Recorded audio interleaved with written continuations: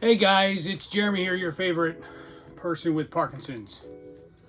Here to talk about learning to accept compassion from others. Sounds pretty easy. Well, it's difficult for me.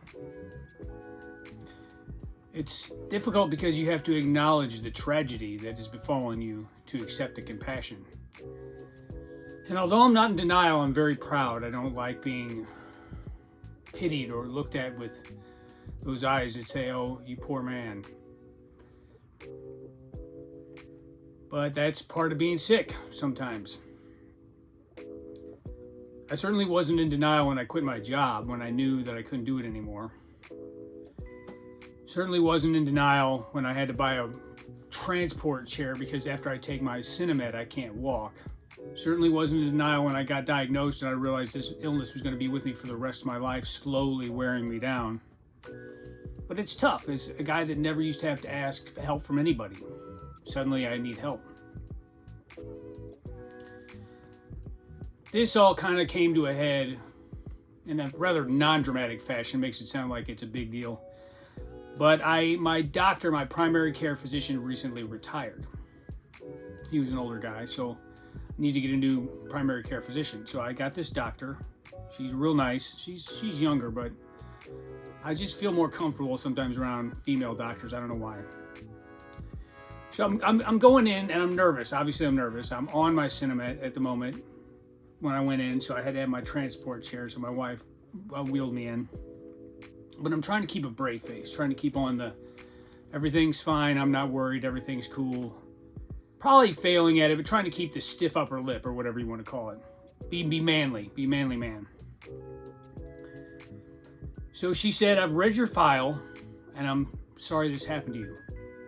We were talking about life and some of the symptoms or the pain that I deal with. And she was just like, "I'm sorry this happened to you. I read your file." And instantly I had this knee-jerk reaction, no pun intended with Parkinson's. No, my foot didn't come up and kick her. But my knee-jerk reaction was to like kind of try to not calm her down, but, "Oh, it's fine, I'm used to it." When I'm not used to it. I'll never be used to it. I've adjusted, but I'm not used to it. So that's where I was kind of at. And then suddenly my medicine stopped working.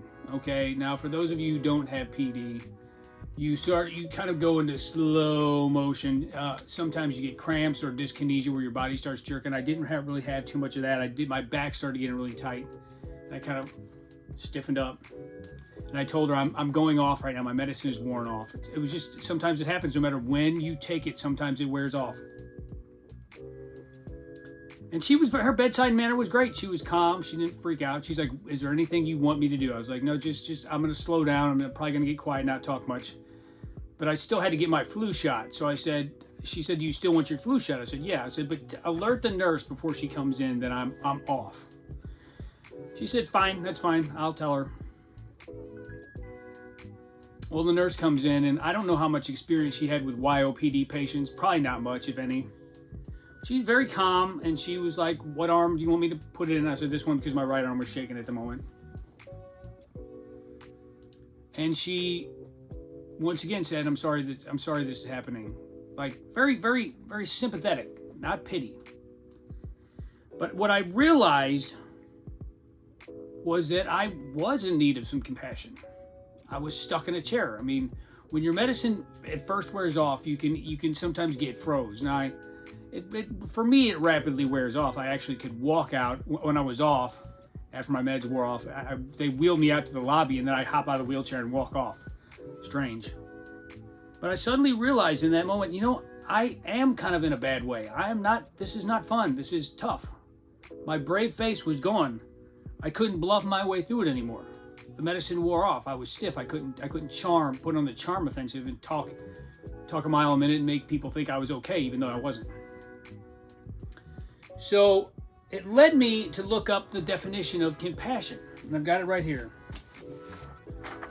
My friend Jennifer's big on definitions, saying the right word for the right occasion. This is what dictionary.com, a feeling of deep sympathy and sorrow for another who is stricken by misfortune, accompanied by a strong desire to alleviate the suffering. That's what I was experiencing. There was not pity. Nobody was pitying me there. They weren't like, "Oh, you poor man, you poor helpless whelp. You can't even wipe your own butt."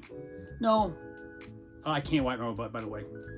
It was sympathy. They were literally stricken with grief for what was happening, what had happened to me. They saw I had a kid out in the waiting room, a wife. So I've had to kind of adopt a new attitude. I can't be Mr. Tough Guy all the time. I can't be offended when people say, "How you doing?" Although that's the one question I hate. How are you doing? Well, I got Parkinson's. I'm kind of feeling jacked up right now. I kind of feel jacked up every minute of every day. So yeah, my new attitude, I'm going to have to sort of drop my pride a little bit and acknowledge that, yeah, stuff is rough. It's not fun. It's not getting any easier as I get older. It's getting harder and harder to do things. I'm losing my ability to do certain things that I love. Not all the way, but it's slowly slipping away. So I've got to be willing to accept others' compassion and not have this instant kind of dukes go up. That's all I got. Hopefully something I said strikes a chord with you. Till next time, peace and love from the city of St. Louis.